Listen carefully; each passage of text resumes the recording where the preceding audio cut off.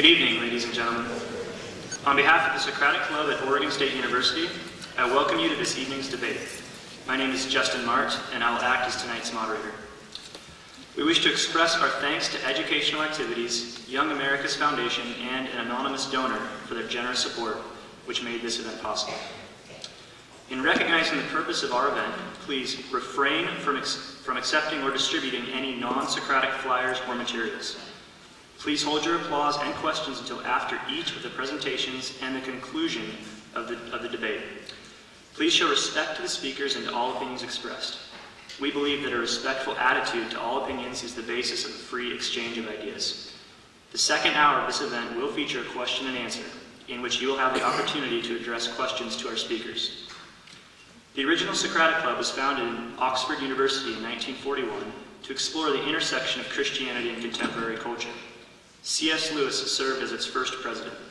Reflecting on its purpose, Lewis wrote, "Christianity, if false, is not important. If Christianity is true, however, it is of infinite importance." That statement forms the basis for the existence of the Socratic Club at Oregon State University. Tonight's debate explores the question of whether death brings about a complete and utter extinction of the human personality, or whether, as Christianity claims, there is a continuing of life after death. The format of tonight's debate is as follows. Each of the speakers will make a presentation of 20 minutes, followed by an 8-minute rebuttal, after which the two speakers will engage in a personal dialogue by querying each other's remarks. Then we will open the discussion to members of the audience, in which you are invited to participate. The evening will close with a brief concluding statement by each of our presenters, and it will end by 8:45.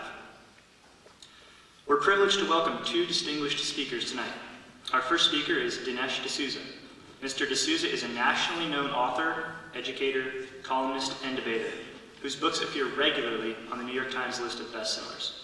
His books include Life After Death, The Evidence, Illiberal Education, What's So Great About America, and What's So Great About Christianity.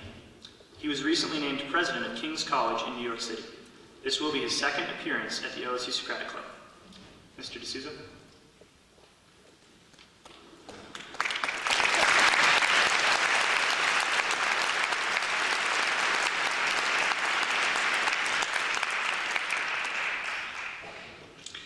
Thank you very much. I'm honored and thrilled to be here. I was here a couple of years ago debating Michael Shermer on Is Christianity Good for the World? And I'm very pleased to be back here to talk about life after death, a topic that I have actually never debated before. And I'm going to defend not only the possibility and the probability of life after death, but I'm also going to defend the specifically Christian view of life after death. And, but I'm going to defend it in a kind of a new or different way. Normally when we speak about life after death, it is an article of faith. I believe in life after death. I hope that there is life after death. But I'm going to be arguing about life after death not on the basis of the Bible or revelation or sacred texts or authority. I'm going to be making my case on the basis of reason alone. Now, in thinking about life after death, at some senses we begin with a kind of conundrum. How can you use reason to investigate a topic that is clearly of surpassing importance, but one on which reason and experience appear as inoperative? In other words, how do you investigate a phenomenon that lies beyond the boundary? We can't deny the importance of the issue of life after death. I mean, either there is life after death or there isn't. It's a factual question. Whole cultures have ordered their society on the expectation that there is life after death. Incidentally, the belief in life after death is not merely a religious view. There were Greek and Roman philosophers, there have been great thinkers throughout history that have believed in life after death in a way unconnected with revelation. Life after death is also a universal belief, held in Western and Eastern cultures alike. Life after death may take a different form in the East as it does in the West, but there is no culture that has systematically denied life after death. And one interesting question is why? But here I want to focus on the question of what can we know about life after death. In fact, this topic for me was brought to light several years ago when I was debating Michael Shermer on a different campus. And he said to me, in effect, Dinesh, he said, the Christian belief in life after death is manifestly irrational.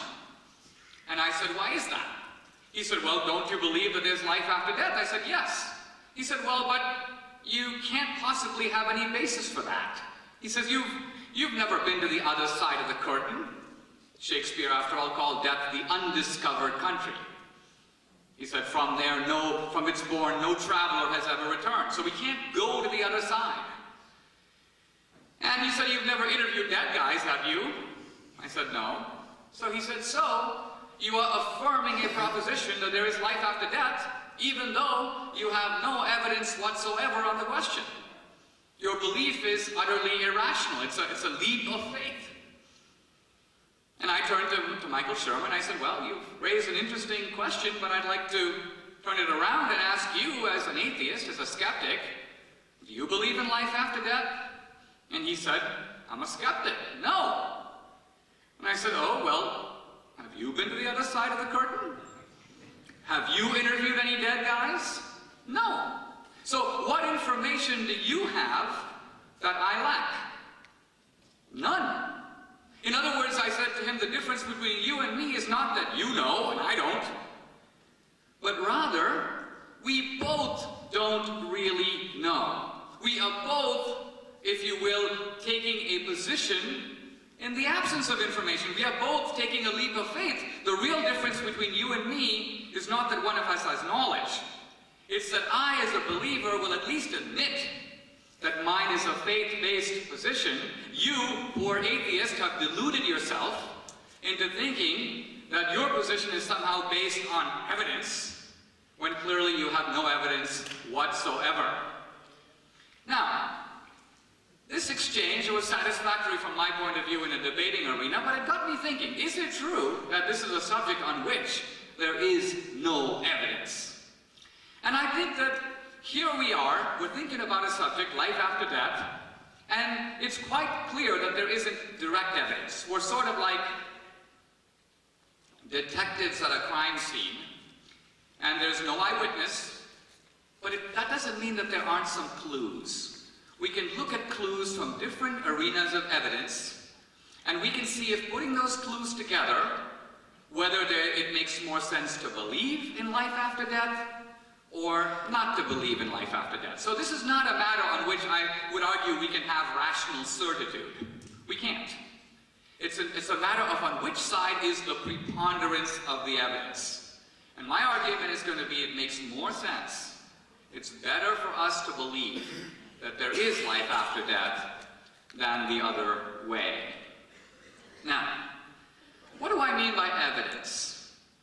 Well, first of all, let me tell you an anecdote, which is a true story. It actually happened to the woman who is now my wife. I found out about this when one of our first dates. She told me that she was driving on a highway and her car careened off the highway and went flying over into a ravine, hitting a bunch of trees. And then she ended up upside down in her car with the gasoline flowing out of it. And it was a horrific incident. And she said when that happened, she said, I was evidently conscious and I looked out and I could see a truck pull up and a trucker come running down the hill and all these people gathered around the car and they kept saying, is she alive? Is she dead? And I said to her, I said, you know, see, this is very strange because you're inside the car upside down. How can you see all this? And she said, actually, she said, it's very weird, but she says, I was actually observing it from the outside. I was looking, in a sense, from above the scene of the action, down at the car with my own body inside of it. And I could see all this going on. And I was like, think it was many weeks before I asked for our second date. But it's the first thing that got me thinking in the back of my mind about what's going on here. In fact, now I know it's something that is now described in the scientific literature. It's called the out-of-body experience. It's actually fairly common. And the out-of-body experience is a subset, not a necessary subset, but a subset of something called the near-death experience. Now, the near-death experiences, when they were first reported in the 70s, were a series of very interesting anecdotes, but in the intervening 30 years, they've been carefully studied. There are now thousands of near-death experiences reported all around the world, in many different cultures. And these near-death experiences are probably the closest empirical knowledge we can have of people who come very close to death. They're not dead, they're near death. But it gives you a little bit of a window of what happens at that very final stage, if you will. One interesting thing is that people who have near-death experiences report that even when the body, if you will, shuts down, not just you're clinically dead, your heart stops, but in many cases your brain dead. Your brain shows no activity at all, and yet consciousness, experience, seems to continue. People report remarkable, and not only remarkable, but remarkably similar experiences. When the near-death experiences were first reported, people said, well, these are cultural. You know, people in the West are sort of seeing Jesus, and people in the East are sort of seeing Krishna, which is all very interesting since no one really knows what either Jesus or Krishna look like. I'm assuming they didn't wear name tags. So, we do read our experience through a cultural lens, yes, but people from India, from China, from Europe, from America are reporting, I saw a bright light, I felt myself being pulled through a tunnel, I, in some cases, encountered deceased relatives or friends, I felt in the presence of a celestial being. It is the uniformity of these experiences, described across cultures, that makes them interesting empirically. There have also been about 36 cases, now published in the book, of blind people who have had near-death experiences and who have described events occurring in the operating room that it would seem impossible for them to know.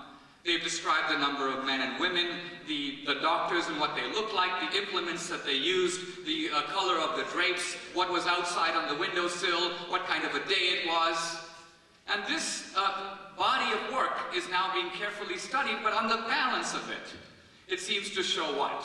Well, not eternal life, but it does seem to show a very tantalizing possibility that consciousness might continue even when the physical body, the physical frame, stops. That alone, I think, is an interesting clue. But I want to go beyond it. I don't want to focus my case on near-death experiences.